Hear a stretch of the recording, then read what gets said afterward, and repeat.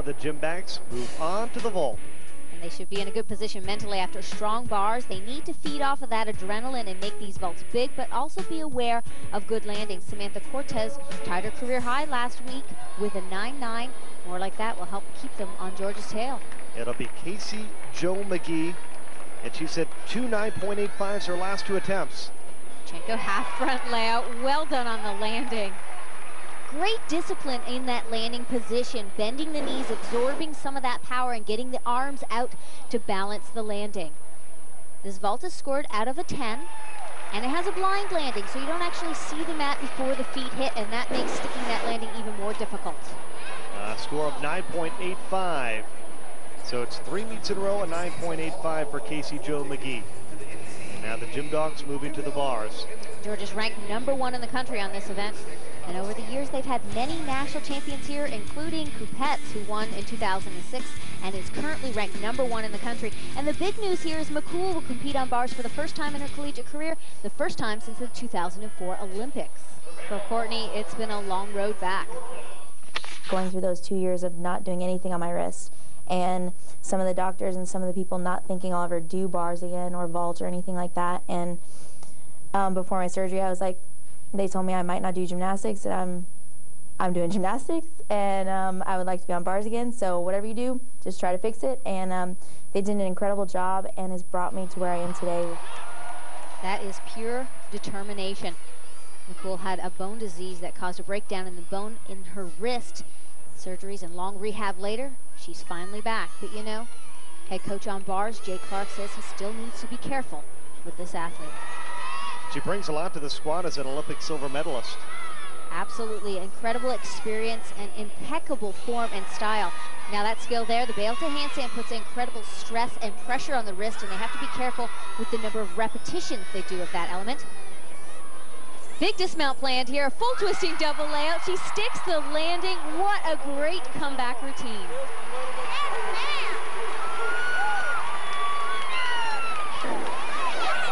Again, we saw her impeccable lines that she's known for on both beam and floor. Now it's here on bars, and that exclamation point, that huge, difficult dismount. After a couple of years off, 9.925. What a great comeback for Courtney McCool, who's certainly glad to be back on bars. And we head back to the vault and Samantha Cortez. Again, Arkansas looking for solid, clean landings here, trying to gain as many points as possible. They'll give away as few as possible. Tiny hop on the landing, about a 1/10 deduction right there. Samantha does a great job of really getting a strong block. You can see her actually rock the vaulting table as she blocks into the air. She has a slight pike down in the hips, and that causes her to rotate and take the hop. A score of a 9.850. We're off to a good start in rotation 2. We'll continue with the action right after this. 3-time defending national champion Georgia Gym Dogs at home at Stegman Coliseum, #1 in the country and #1 on this apparatus. And they have Grace Taylor, who's currently ranked 10th in the country on the bars. Season high is a 9.9, career high is a 9.925. It's a pretty and very interesting routine. Hop change to reverse grip, endo, circle half, bail to handstand down to the low bar, continues with the connection, stalder, back up to the high bar.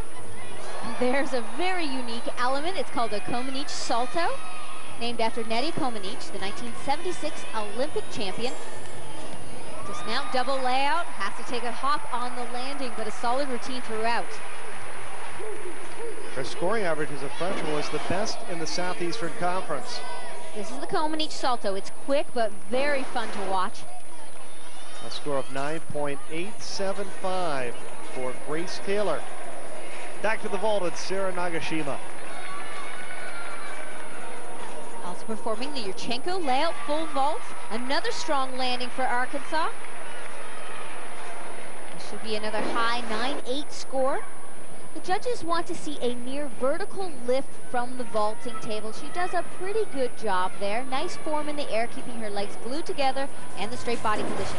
9.875. And for the second time tonight, Arkansas has at least a 49. They've been coming on much stronger on vault over the last couple of weeks, just in time for the postseason coming up. And now the #1 gymnast on this apparatus in the country, Courtney Kupets, a former U.S. Olympic team member.